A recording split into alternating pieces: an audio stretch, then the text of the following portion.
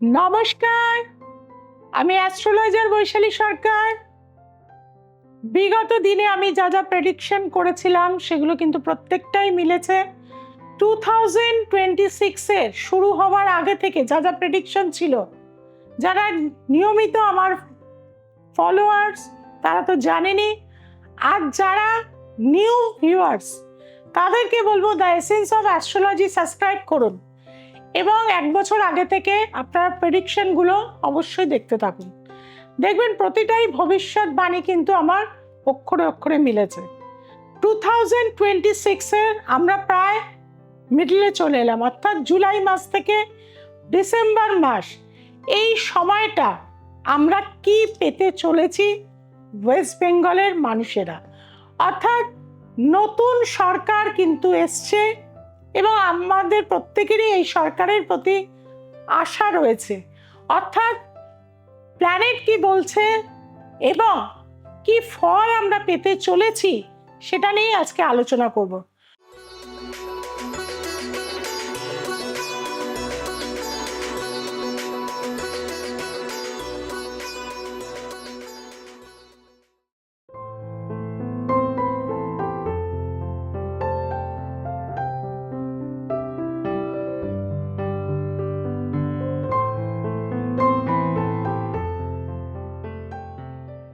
প্রথমেই বলবো যে ভারতবর্ষের যে প্ল্যানেটারি পজিশন, বৃষ লগ্ন কর্কট রাশি, ঠিক একইভাবে কিন্তু পশ্চিমবাংলারও ওয়েস্ট বেঙ্গলের রাশিচক্র একই প্রায় কিন্তু ভারতবর্ষের সাথে সিমিলারলি।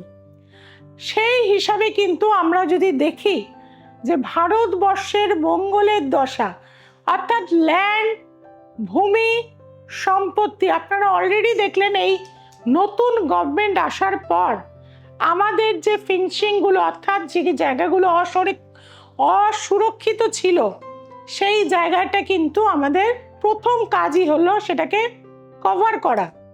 এবং মঙ্গল যেহেতু রয়েছে, আপনারা দেখছেন যেসব জায়গা, যেসব ভারতবর্ষের বা গভর্নমেন্টের সম্পত্তি যেগুলো দখলদারি হয়ে রয়েছে, এই সম্পত্তিগুলো কিন্তু গভর্নমেন্ট তার নিজের আন্ডারে নিয়ে আসবে।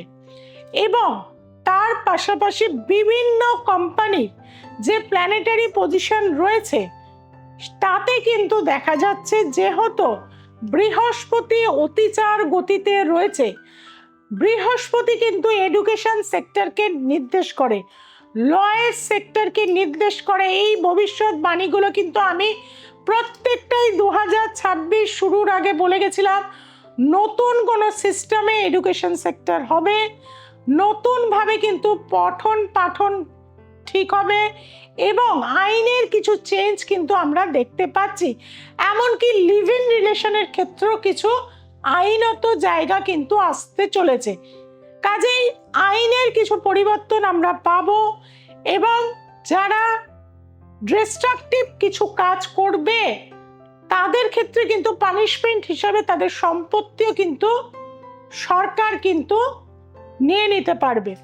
এছাড়াও আমি বলবো যে পশ্চিম বাংলার জন্য মানুষ যেরকম আশায় আছে, অবশ্যই আশায় আমাদের থাকতেই হবে, কিন্তু পশ্চিমবঙ্গের যে অবস্থা আমরা চলে এসেছি, এই অবস্থা থেকে বেরোতে গেলে ডিসেম্বর পর্যন্ত কিন্তু আমাদের একটা সমস্যা থেকেই থাকবে। কিছু না কিছু ঝামেলা, ঝঞ্ঝাট, অশান্তি, প্রাকৃতিক বিপর্যয় এবং যেহেতু শনি জলরাশিতে রেট্রোমোশনে চলে যাচ্ছে 27 জুলাই থেকে, এই সময়টাও কিন্তু পানিশমেন্টের জায়গা আরো বাড়বে।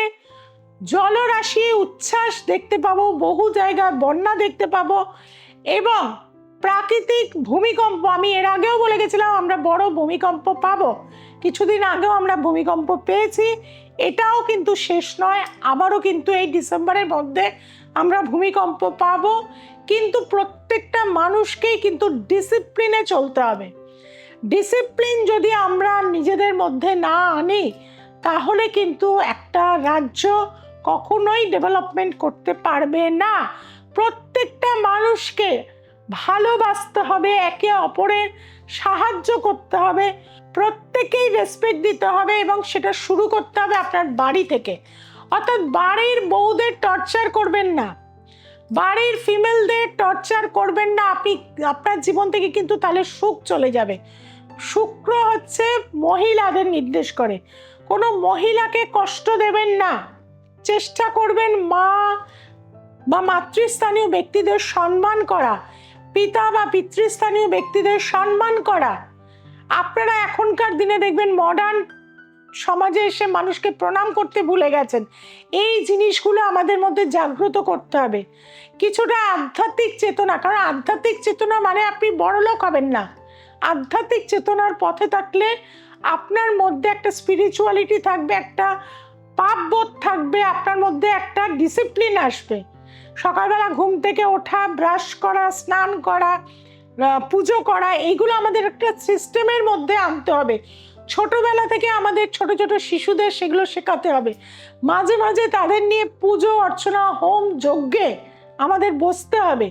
তবে গিয়েই কিন্তু আস্তে আস্তে আমাদের মধ্যে, প্রত্যেকটা মানুষের মধ্যে সিস্টেম আসবে। এই সময় কিন্তু একটা ক্রাইসিসের সময়, অর্থনৈতিক ক্রাইসিসের সময়, জবের ক্রাইসিসের সময়। এই জায়গাগুলো করতে গেলে আমাদের আমোদ প্রমোদে ডুবে থাকলে হবে না, কিছুটা সঞ্চয় সব সময় অল্প অল্প করে করতে হবে। বিন্দুতে বিন্দুতে কিন্তু সিন্ধু হয়। কাজেই প্রত্যেকটা মানুষকে বলবে, এটা একটা রিসেশন পিরিয়ড।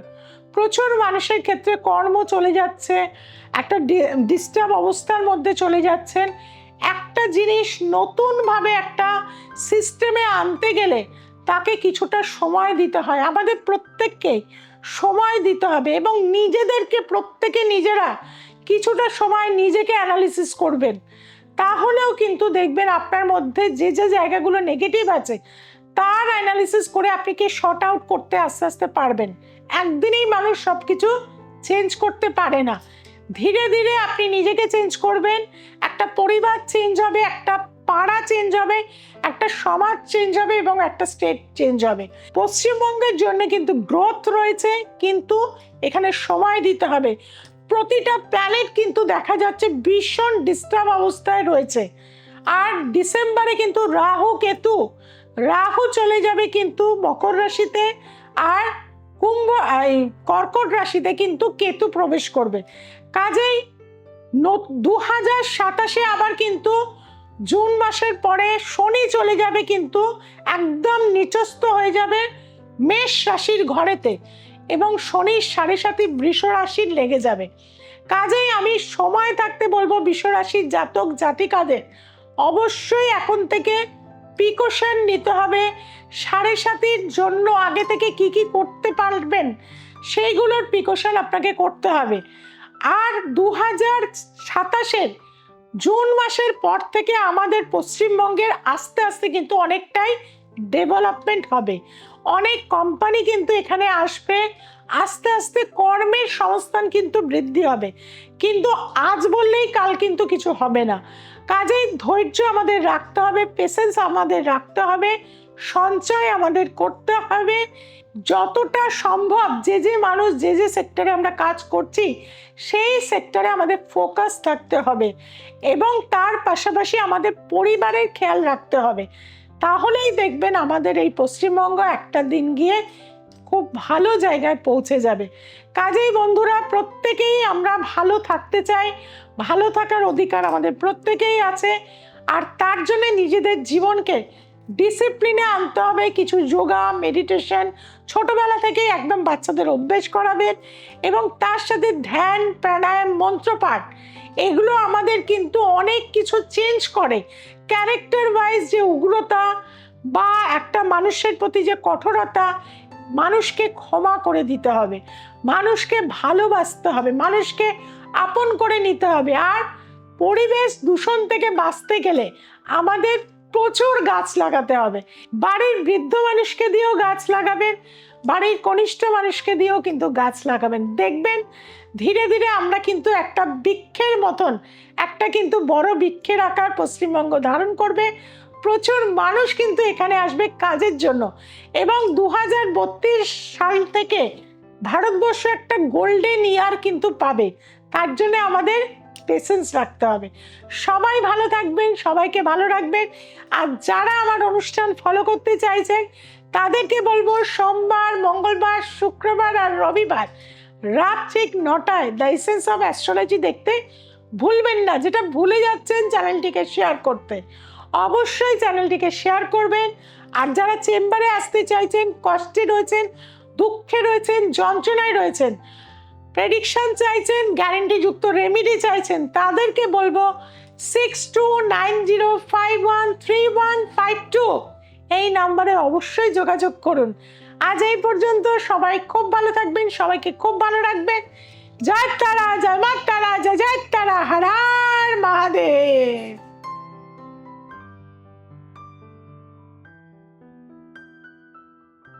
আমার নাম কার্তিক চক্রবর্তী, আমি হাওড়া রামনগর থেকে আসছি। আমার সমস্যা কিছু হয়েছিল, ব্যবসায়জনিত সমস্যা। আমি দিদির কাছে এসেছিলাম। আসার পর থেকে দিদি আমাকে যেভাবে গাইডলাইন করেছিল সেই গাইডলাইন অনুযায়ী আমি সবটাই করেছি। 2-3 মাস পর থেকে আমি যেই সার্ভিস পেয়েছি তাতে মোটামুটি আমার সময় কম পড়ে যাচ্ছিল, চান খাওয়া দাওয়া যে কোনো কাজে কম। ব্যবসা নিয়ে এতটাই ব্যবসা আমি গ্রোথ ধরতে পেরেছিল, ধরে রেখেওছি, এখনো চলছে। একটা ছোট সমস্যা নিয়ে এসেছি, যদি সেটা কোনো রিকভার করে দেবে।